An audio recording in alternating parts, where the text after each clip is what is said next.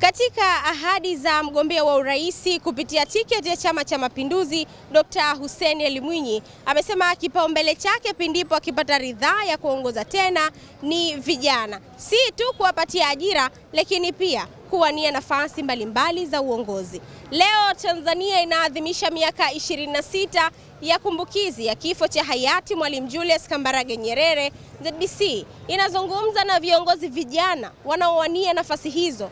Lengo ni kujua wanaenzi vipi busara na falsafa za kiongozi huyo. Mwalimu Nyerere ni mtu ambaye ameishi katika uongozi kwa muda mrefu, lakini aliondoka hajajirundukia mali, kwa maana hajaishi maisha ya kifisadi, ni maisha ya kizalendo. Alikuwa anajitoa kwa ajili ya taifa letu. Kwa hiyo sisi vijana tunapata somo kubwa, kwa maana kitu cha kwanza tunahakikisha kuwa tuishi kwa uzalendo. Falsafa kubwa Mwalimu Nyerere alikuwa ni anatenda haki, lakini pia anakataza rushwa. Anasema rushwa ni uhujumu uchumi. Lakini pia katika uongozi wake aliwaamini vijana. Kwa hiyo siku ya leo inatutafakarisha sisi vijana ambao tumeingia kwenye uongozi kuweka commitment zetu kwa ajili ya kuwahudumia watu wetu. Kuhakikisha vipaumbele kwetu iwe ni uzalendo wa kulitunza taifa letu na kuhakikisha kwamba yale makubwa ambayo waasisi wetu waliasisi.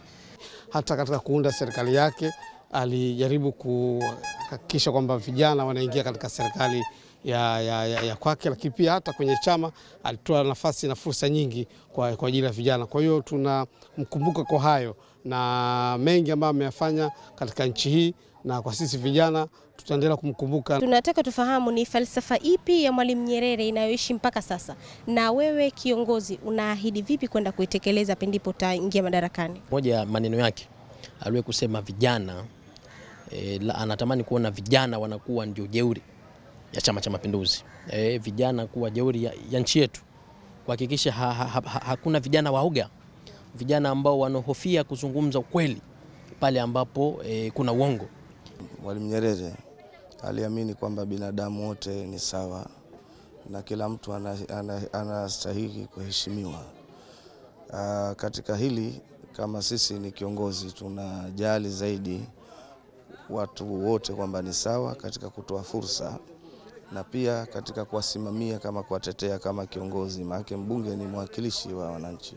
Ana falsafa nyingine ambayo imo ndani ya chama chetu cha Mapinduzi kwamba ujamaa na kujitegemea ndio njia pekee ya kujenga jamii ilo sawa na huru.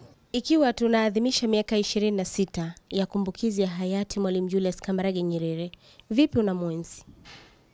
Mwalimu Nyerere katika kumbukizi hii, kama tunavyojua, ni miaka imekwenda toka kufariki kwake.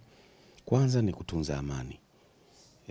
Ni kutunza amani ya nchi aliyotuachia, sababu ana msemo wake na ndo Chama cha Mapinduzi tumeurithi. Anasema bila CCM madhubuti basi nchi yetu itayumba. Ikiwa dunia inaadhimisha kumbukizi ya kifo cha Mwalimu Julius Kambarage Nyerere, miongoni mwa falsafa zake ni kuishi katika misingi ya amani, umoja na mshikamano. Nikiripoti kutoka Forodhani, wilaya ya Mjini, mkoa Mjini Magharibi, Kulthum Abdallah wa ZBC.